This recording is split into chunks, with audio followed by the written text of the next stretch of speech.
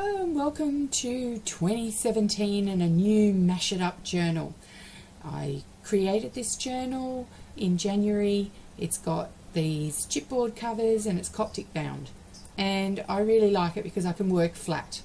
Now at the moment, of course, at the beginning of it, it doesn't lie completely flat, so I have supports underneath, and you can see some of the first pages that I've done here where I've been playing around with some stamps and different styles using a Jane Davenport Epic pen. And I'm putting my silicone sheet on here, and it's the perfect size for this. I kind of snaffled it. It's an old baking sheet that I got from the supermarket, and I cut it up and used it in my I use it as like a shim in my Cuttlebug, but I have found that it works fabulous as a palette and a glue palette because you can just peel everything right off it. It's just fabulous for that.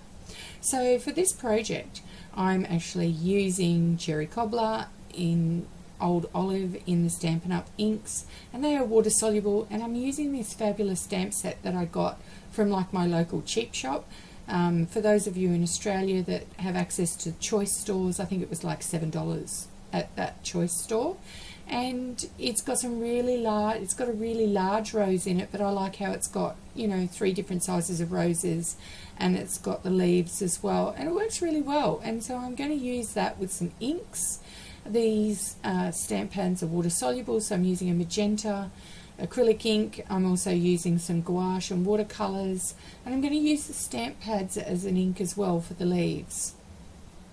Now when I use this ink pad, this silicone mat, you can see here that I'm demonstrating that I'm not working on a flat surface. Now this presents problems when you're stamping, and I find that here, and I end up kind of using my hand underneath to give the impressions, but I kind of don't mind the messiness of it. It doesn't need to be exact.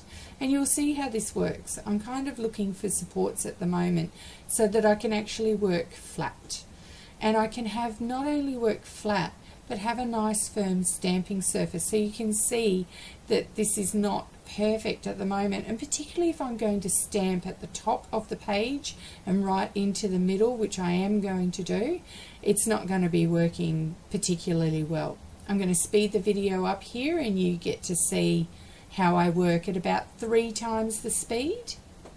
So the first thing I want to do is think about the actual composition, and so I'm just drawing a quick face, and of course she's off center, so I'm just drawing the quadrants so you can see that her nose is right near the edge of the page, and she just has part of the left eye but not a lot of it there. And I'm just putting the marks in for the nose. Start doing that, and of course it's a little bit, just that little bit crooked, and I don't like the way the lips are turning out. I keep playing with it, so just rubbing it out, and it's just so that I can orientate where I actually want to have the roses stamped, because I want her hair to be all roses. I want her to be kind of like a rose baby.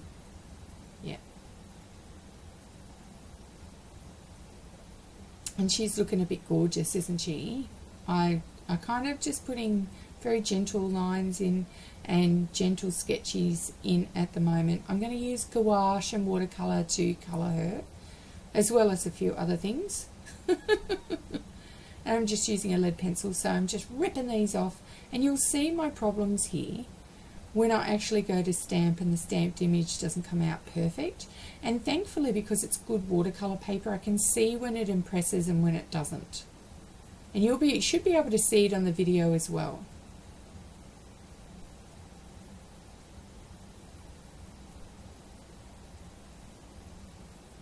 You can see how those dark lines, that's where it's impressed, and I know that it hasn't impressed on the others. And one thing that I find with the Stampin' Up inks is that they just go everywhere, and I ended up with ink all over my hands. They're lovely colours though, but they just kind of go everywhere, and again I had to use my hand in there. I kind of like the stamping off that I'm doing below though. It's really cool. And now I'm just going down. I like using all the different sizes. And I'm kind of doing some shadows, and you can see that they're just all overlapping, but that'll come good. At this stage, I kind of think it looks a bit like a mess, right? But just bear with me. Now I start stamping only half or parts of it in the ink pad because I know I'm going to use parts of it. So I think sometimes you can just stamp the edges of things. So I've got this the little leaf. There's a couple of leaves in this stamp set, but I like this particular one. And I like this because I'm going to mask it. You can see so it doesn't go onto the other page. I'm just using like an old stamp acetate sheet for that. And here I go. I'm then going to start, I'm just cleaning everything off because of course those ink pads are really, really juicy. And look at me, I've forgotten my silicone mat. And of course I'm going to do some splotches on that page that's finished, which I kind of don't mind. I've already got some red splotches on there, so I kind of don't mind. But there you go, you can see the splotches already, and I'm thinking at some point I've got to put that silicone mat on. And I just put the initial stages in at this point, just with the dark points. I don't know how long it is until I realise I need the silicone mat. Using the Stampin', of course, some of the ink runs already from the Stampin' Up inks, which is what I wanted here. There we go, I realised. Blot, and there we go. So I protect the page as well as use it as a spill-proof and waterproof palette because it's hard to knock anything over. I'm using Magenta Art Spectrum acrylic ink here. It's not as strong, it's made in Australia. It's not as strong as say Liquitex or Schminke inks, but I think it looks really good here. It is, you can use it like a watercolour and it gives that light and shade. And one thing I like about this is it dries permanent, so I can work over the top of it if I want.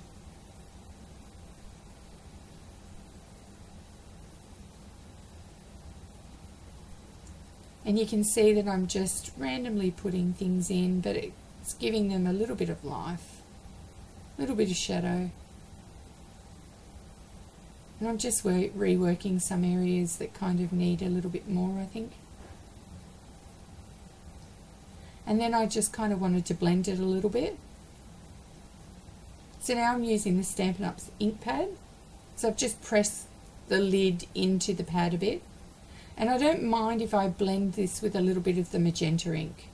And you can see how I do that with the background, even into these leaves here.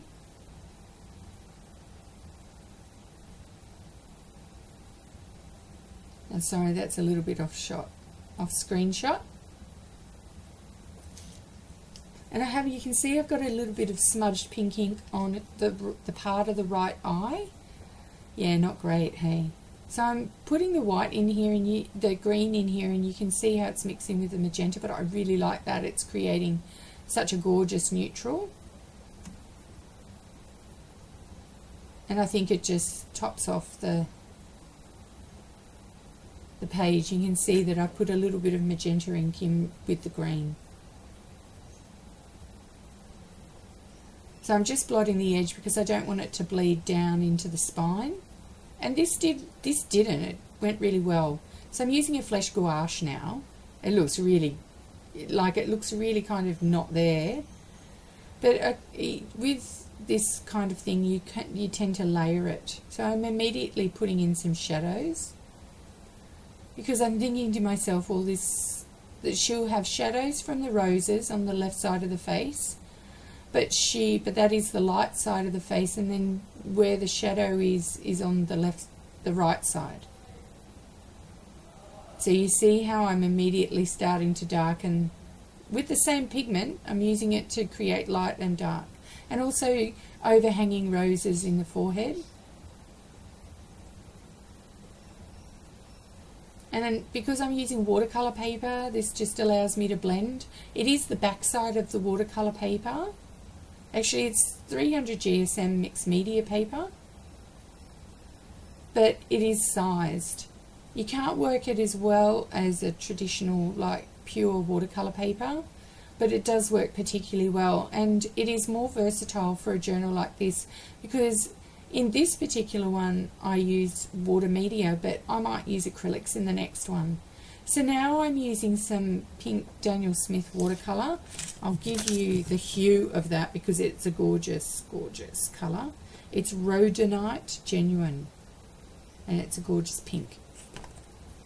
Daniel Smith is known for just beautiful, bright pigments, and I love this particular pink.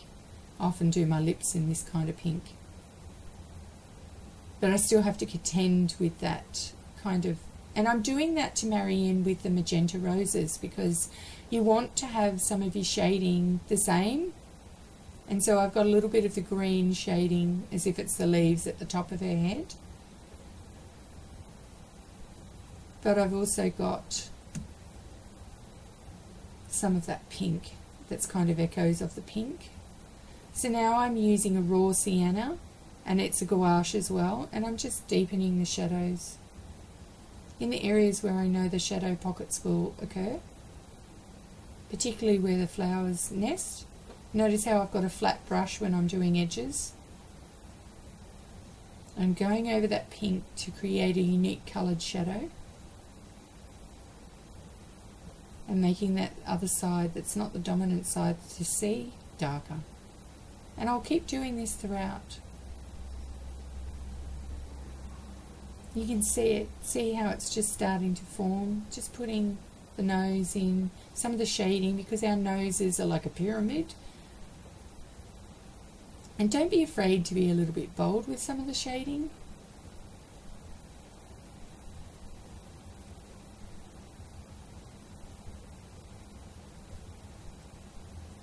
I haven't finished, so the nose looks a little bit misshapen or wonky at the moment. I'm just deepening that pink there, and she's got a little bit of a hint of a smile like that about her.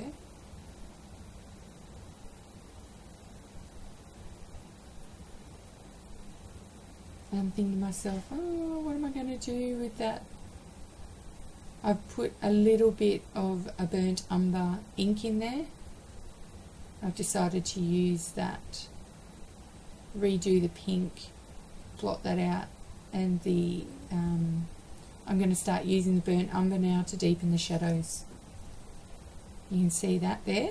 So this is actually an acrylic ink, it's not a watercolour, so I kind of vacillate between the two. And what will happen is that this acrylic ink will seal the watercolour layers underneath.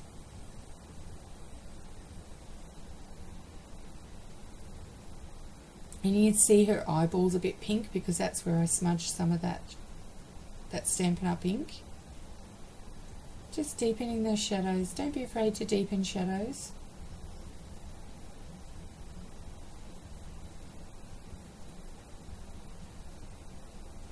You can see this here. Very simple, using some of that really beautiful, rich burnt umber colour just to deepen some of the shadows in the roses. And then I think, oh, maybe they look a little bit too brown, so I'm going to go back in with some magenta ink. You can see I'm just putting more magenta in there just to give some dark, because you can layer these inks, so it's really cool. So if you now I can just add in darker shadows and just give those shadows prominence. It gives you that light and shade, so it doesn't look so two-dimensional.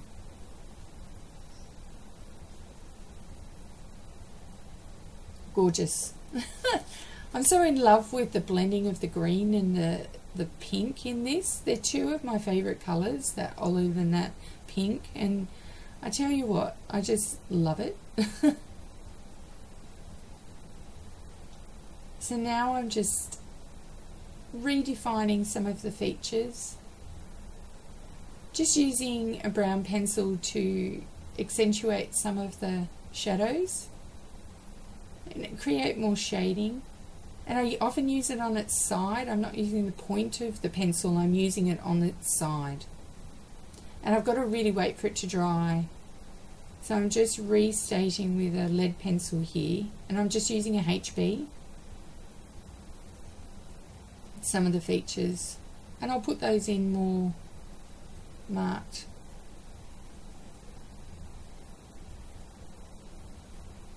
And again, I'm going back in with the pencil. One of the things I love is that the paper is so tough that the paper was kind of damp. You can see not all the inks are completely dry. And you know what? Those inks did not bleed through the page, and I piled them on. So if you use good paper, then it should bode well for you with the usability of your journal and the subsequent pages. So here it's dry, and of course my light's a little bit different. This was darker at night, see, because I'd been working, clearing up the studios all day, and then had to go to work and teach. And then I came home and I thought, oh, finally I can just do a page for myself. And it just went really, really well. And I just, by this point, I'm like, yeah, I'm ready to finish, but I'd still been waiting for it. You can see how those shadows have formed. And I'm just using a blue Crayola marker here, and notice how I'm just putting some of the striations and shadows in the eye, but not much else. So I'm going to get a little brush that's got water in it and just blend that out.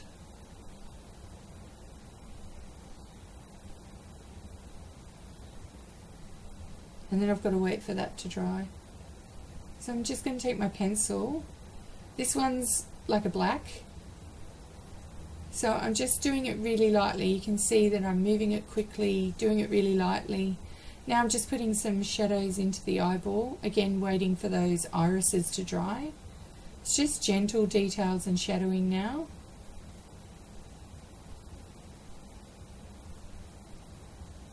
And I've kind of left her, I've put white paint over that right eyeball, but I guess you've just got to allow that it would be naturally shadowed anyway, the way that I've got the light coming.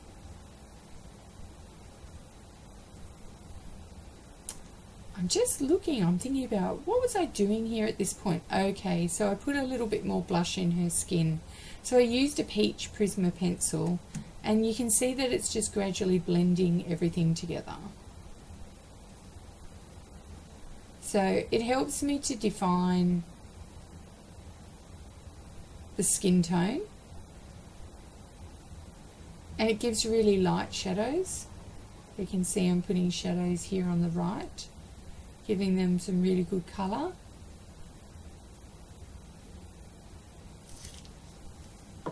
Going back in and defining things, going over that and lightening that magenta smudge.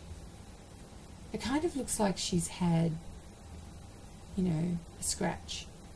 So I'm using my Stay Anywhere pen, which is a really cool kind of fine black permanent marker.